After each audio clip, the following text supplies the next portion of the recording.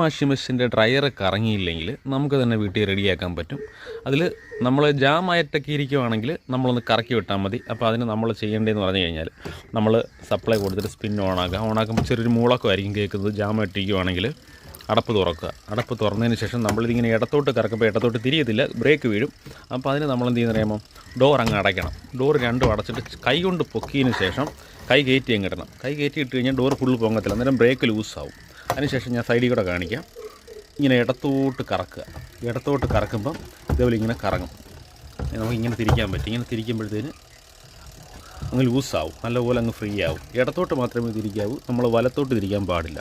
വലത്തോട്ട് തിരിച്ച് കഴിഞ്ഞാൽ ജാമായി പോകും. കാരണം സ്പിൻ എപ്പോഴും ഇടത്തോട്ടായിരിക്കും തിരിയുന്നത്. അതിനുശേഷം നമ്മളങ്ങ് അടച്ചങ്ങ് വെച്ചാൽ മതി. അപ്പോൾ പതുക്കെ ആടി അങ്ങ് കറങ്ങി അങ്ങ് ലെവലായിക്കോളും. ഓക്കെ, ഇങ്ങനെ ഒന്ന് ചെയ്ത് നോക്ക്.